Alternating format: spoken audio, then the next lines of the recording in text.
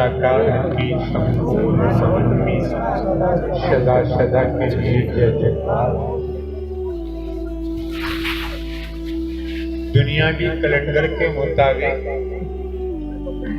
लगभग 20 वर्ष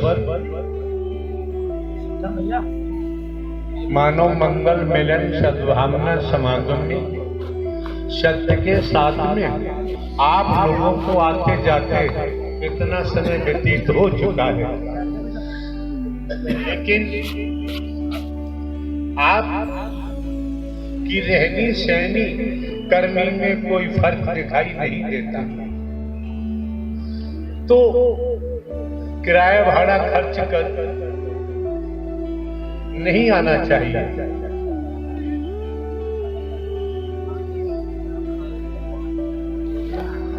ये व्यवस्थाएं आपकी हैं और व्यवस्थाओं के मामले में किसी से समझौता नहीं किया जा सकता। आयोजनकर्ता महापुरुष हैं, उन्हें पूछो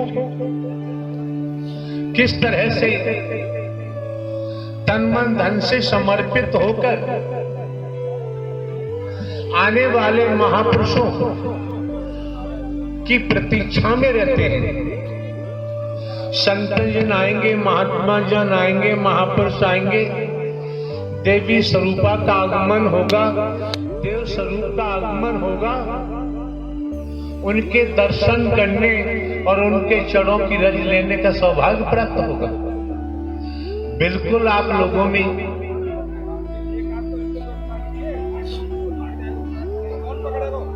जहां भी स्थान मिलता है आसन ग्रहण करें। आपाधापी करना उचित नहीं है, क्योंकि ये मेला ग्राउंड नहीं है, ये नुमाइश ग्राउंड नहीं है, ये संसार के तौर पर कोई बाजार नहीं है, कोई मार्केट नहीं है। जहां संत जन, महात्मा जन, महापुरुष अपने चरण कमल डालते हैं, जहां आसन लगाते हैं, तो आप समझ सकते हैं हरि परमात्मा की कैसे रहमत बरसती है और रहमत को कैसे प्राप्त किया जा सकता है। ये आप लोगों में समझ होनी चाहिए।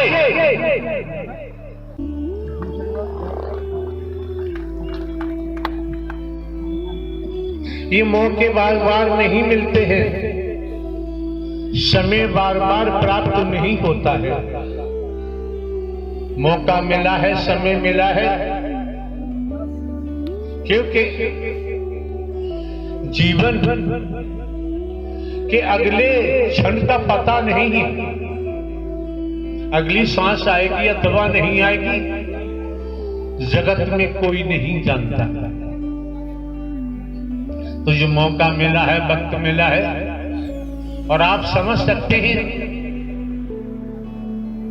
हम भले ही साधु संत महात्मा नहीं हैं, हम भले ही बाबा साबा कथावाचक उपदेशक नहीं है, कोई रूप रंग हमने नहीं धारण किया है। प्रारंभ से ही हम थे घर का चौकीदार बनकर अपना कर्तव्य कर्म करते आए, कर रहे हैं। लेकिन समझना आपको है, देखना आपको है, परख आपको करनी है, निरीक्षण आपको करना है। महंगाई का जमाना है, किराया भाड़ा खर्च कर भिन्न भिन्न स्थानों से आपको इस मानव मंगल मिलन सद्भावना समागम में पहुंचने का मौका मिलता है, आने का सौभाग्य प्राप्त होता है। एक एक शब्द मन लगा के श्रवण करना चाहिए, ठीक से सुनना चाहिए, और यहां तक कि एक एक शब्द को पीना चाहिए। मौके बार बार नहीं मिलते हैं, समय बार बार प्राप्त नहीं होता है।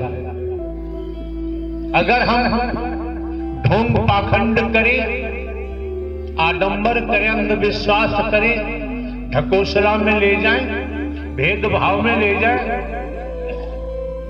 आप समझ सकते हैं प्रारंभ से लेकर हमने ऐसा कुछ भी नहीं किया है। बहुत सी ऐसी बातें हैं जिनकी आपको जानकारी दी जाएगी और ये भी दर्शा दिया गया है पहले ही कि हे मानव तुझे नर नारी का शरीर क्यों मिला है, उद्देश्य क्या है। तो बहुत सी बातें ऐसी हैं दिमाग में रखो। सर्वप्रथम निस्वार्थ, बिना स्वार्थ के, निस्वार्थ मानवता के तहत। क्यों? मानव धर्म सत्य था, है और रहेगा। मानवता भाईचारा, अनेकता में एकता, मानव मानव को गले लगाना, मानव मानव से प्रेम करना, टूटी हुई मानवता को जोड़ना, बिखरी हुई मानवता को इकट्ठा करना, इंसानियत गुणों को इस मानव मंगल मिलन सद्भावना समागम के माध्यम से जब इंसानी गुण जागृत हो जाते हैं, फिर मानव इंसान वाला काम करता है, कर्म करता है। जब तक उसने जो जगाया हुआ है, कंचन कामनी को जगाया हुआ है, मोह को जगाया हुआ है, ममता को जगाया हुआ है, लोभ को जगाया हुआ है, काम को जगाया हुआ है, अहंकार को जगाया हुआ है, वर्गवाद को जगाया हुआ है, मैं मेरी अपने पराये को जगाया हुआ है। इस कारण शरीर तो नर नारी का दिखाई देता है। और आप ये भी समझ सकते हैं जहां राष्ट्र की बात होती है तो राष्ट्र में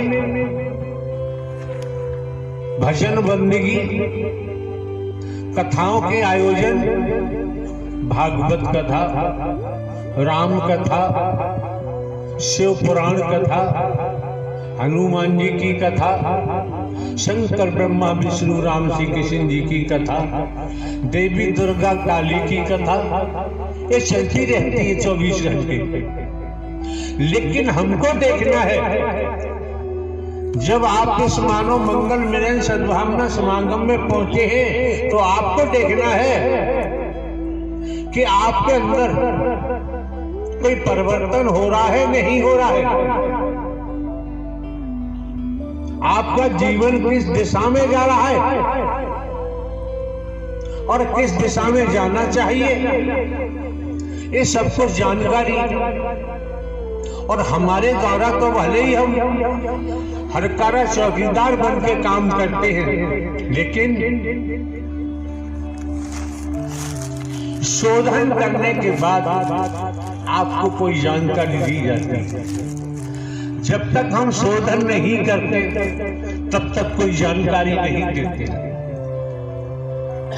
आप लोगों के पास जानकारी की कोई कमी तो है नहीं, सभी जानकार हैं, लेकिन ज्ञान सभी के पास है। संसार की दुनियावी ज्ञान हर किसी के पास है, पेट भरने का ज्ञान हर किसी के पास है और तमाम ऐसी बातें हैं। लेकिन हमें जो नर नारी का चोला मिला है, इसका उद्देश्य क्या है, ये हमें क्यों